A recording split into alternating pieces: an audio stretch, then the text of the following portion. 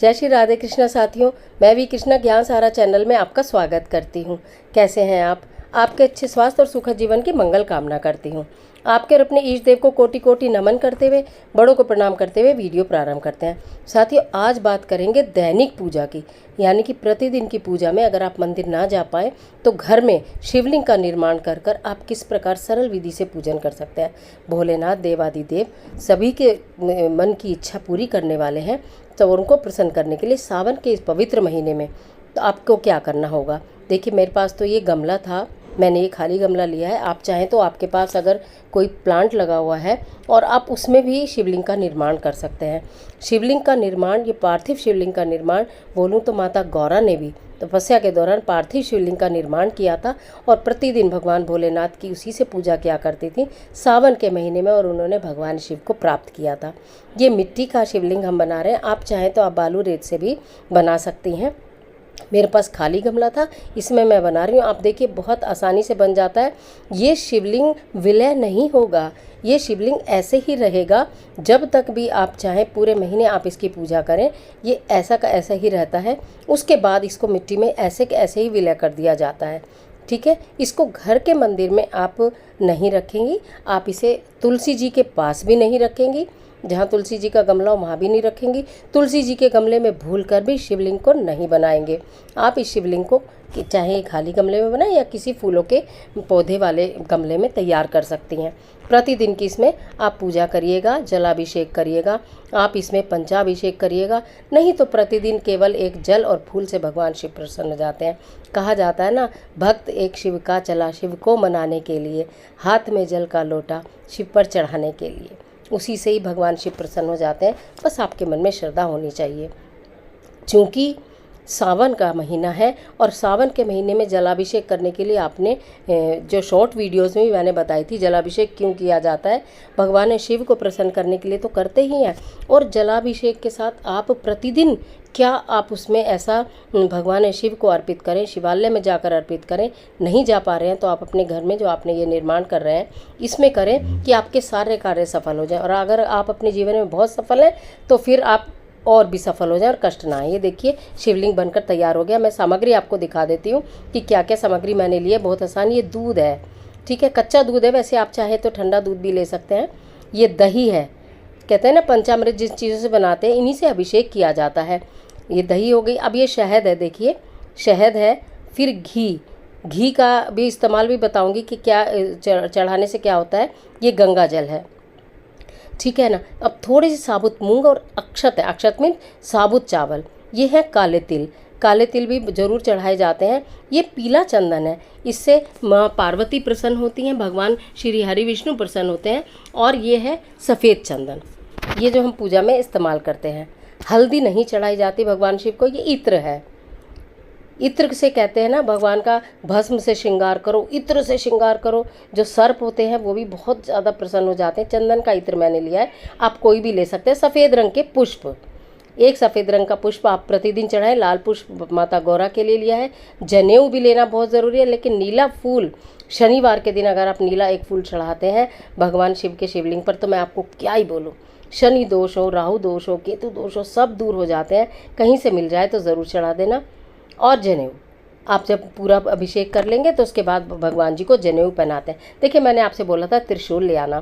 पीतल का त्रिशूल मेरे पास है और 2 हैं, तो एक त्रिशूल हम यहाँ पर स्थापित कर रहे हैं ना। भगवान जहाँ पर हो वहाँ उनका त्रिशूल ना हो, उनका डमरू ना हो। इस त्रिशूल में डमरू भी बना हुआ है, ठीक है। तो मैंने इसको यहाँ पर स्थापित कर दिया। आप भी कर सकते हैं, अपने घर में ही करेंगे आप, तो कोई ऐसी समस्या है नहीं, आसानी से कर सकते हैं। सबसे पहले हम गंगा जल से अभिषेक करते हैं। हमेशा पहले गंगा जल से ही अभिषेक किया जाता है और बाद में भी गंगा जल से किया जाता है।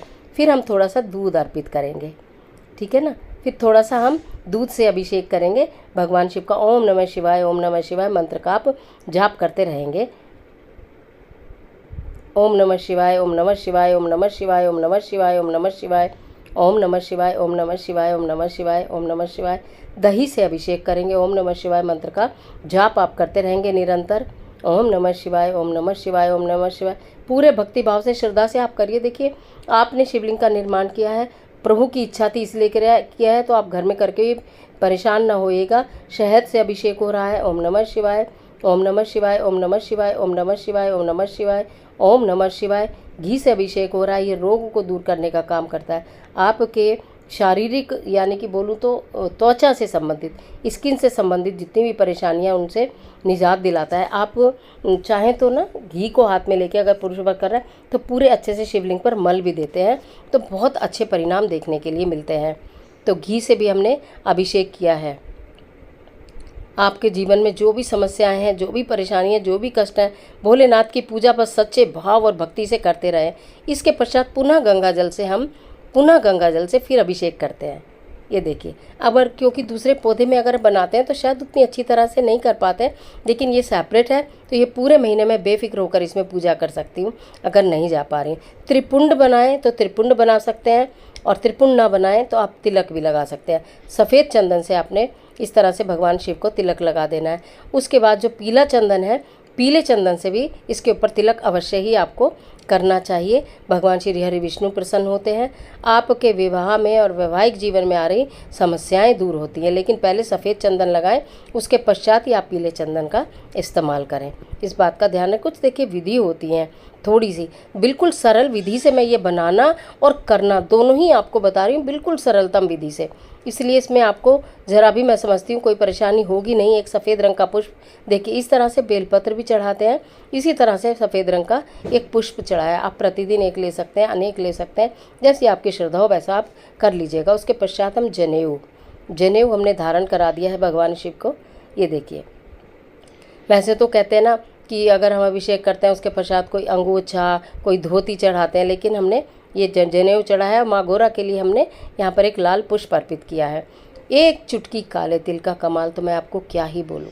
एक चुटकी काले तिल भोलेनाथ पर जो भक्त भाव से अर्पित कर देता है, मात्र एक लोटा जल और एक चुटकी तिल, तो उसके जीवन में से सारे कष्ट, कर्जा, परेशानियाँ, दुख, दुश्मन, शत्रु सब दूर हो जाते हैं।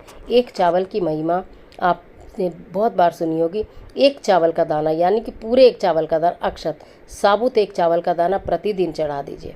बस क्या बोलूँ, एक साबुत हरी मूंग हालांकि बुध ग्रह का प्रतीक है।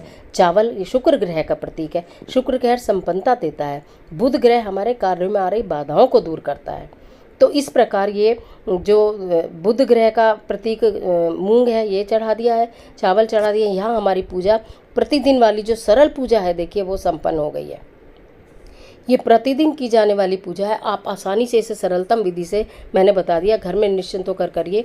कभी कभी मंदिर दूर होता है, मंदिर आप नहीं जा पाते हैं या प्रतिदिन नहीं जा पाते हैं, निभ नहीं पाता, हो नहीं पाता, घर में आपने निर्माण किया है और आप घर में कर रहे हैं, एक लोटा जल से भी आप अगर कर रहे हैं, कभी आप पीरियड सूतक पातक में हैं, आप नहीं कर पा रहे हैं, कोई ऐसी प्रॉब्लम है, आप नहीं कर पा रही महिला होने के नाते, तो बच्चा भी कर सकता है, आपके पति भी कर सकते हैं, कोई भी कर सकता है। हर चीज़ की अलग महिमा है। दूध चढ़ाने से आपका चंद्र ग्रह जो है, चंद्रमा मजबूत हो जाता है, जो कि मन का कारक है। आपके रिश्ते बहुत अच्छे हो जाते हैं। दही चढ़ाने से शुक्र ग्रह बलवान होता है। शहद चढ़ाने से रिश्तों में मिठास आ जाती है, ठीक है। और घी चढ़ाने से मैंने आपको बोला है कि आपके त्वचा संबंधी रोग दूर होते हैं। और सबसे बाद में इत्र चढ़ाने का तो मैं आपको क्या ही बोलूँ, आपको पहले भी बताया कि अगर आप इत्र चढ़ा देते हैं तो आप ये समझिए कि भगवान भोलेनाथ को तो आपने प्रसन्न किया ही किया, साथ में उनके नागों को भी प्रसन्न कर दिया। नागों को प्रसन्न करने का मतलब जान रहे हैं, उसका मतलब ये होता है कि कभी आपके जीवन में कोई पीड़ा, कोई कष्ट आने वाला नहीं है, उसका मतलब ये है। तो आपने इस तरह से इत्र भी आपने यूज़ कर लिया, घी आपने यूज़ कर लिया, चावल का यूज़ मैंने आपको बता दिया, साबुत मूंग का यूज़ मैंने आपको बता दिया, पुष्प मैंने आपको बता दिया, ठीक है। और नीले फूल का मैंने आपको बता दिया कि क्या करना है। जो भी आपके जीवन में कोई इस तरह के शनि से संबंधित पीड़ा है, परेशानी है, कष्ट है, दुविधा है, वो सारे के सारे भगवान भोलेनाथ दूर कर देते हैं, क्षणों में दूर कर देते हैं, पलों में दूर कर देते हैं। श्रद्धा भाव के साथ पूजन करिए। ये देखिए यहाँ पर आप अपने, मैंने यही बताया कि घर में पूजन करिए। अगर आपके पास व्यवस्था है तो आप शिवालय भी जा सकते हैं। शिवालय भी जाना नहीं, शिवालय ही जाना चाहिए। वैसे तो पूरे सावन में जहाँ तक हो सके भगवान शिव के मंदिर में जाकर दर्शन करके आइएगा। एक तांबे का लोटा, मैंने आपको पहले भी बोला था, एक तांबे का लोटा भगवान शिव के मंदिर में ज़रूर से ज़रूर रख कर आइएगा। आप और रख कर आ जाइएगा, नया लोटा लीजिएगा और उसे छोड़ कर आ जाइएगा। जितने भी भक्तजन उस लोटे को यूज़ करेंगे, उसका इस्तेमाल करेंगे, उससे जल अर्पित करेंगे, आपको स्वतः कुछ ना कुछ फल अवश्य प्राप्त होगा। जब आप पूजन करने जाएं तो अपने घर से अपना जल और अपना लोटा ज़रूर लेकर जाएं। लोटा भी आपका होना चाहिए, जल भी आपका होना चाहिए, पुष्प भी आपके होने चाहिए, सारी सामग्री आपकी होनी चाहिए। और घर में कर रहे हैं तो इस तरह से देखिए मेरे भोलेनाथ सज के तैयार हो गए हैं। इस तरह से आपके भोलेनाथ भी सज के तैयार हो जाएंगे। पूरे सावन भर आप पूजा कर सकते हैं, पूरे सावन भर निश्चिंत होकर। ऐसा होता है हमें मंत्र जाप इत्यादि करने होते हैं लेकिन हम कर नहीं पाते हैं क्योंकि वहाँ भीड़ होती है, तो यहाँ आप बेफिक्र होकर कर सकते हैं। तो आज के लिए इतना ही, आशा करते हैं वीडियो आपके लिए बहुत उपयोगी साबित होगी। मिलती है एक और ज़बरदस्त वीडियो के साथ, तब तक हंसते रहिए, मुस्कुराते रहिए, अपना और अपने अपनों का ख्याल कीजिए। वीडियो अच्छे लगे तो लाइक कीजिए और कमेंट बॉक्स में ओम नमः शिवाय लिखिए। सावन माह की बहुत सारी शुभकामनाएं। भगवान शिव आपका कल्याण करें, सदा शिव आपके ऊपर सदा अपनी कृपा बरसाए रखें।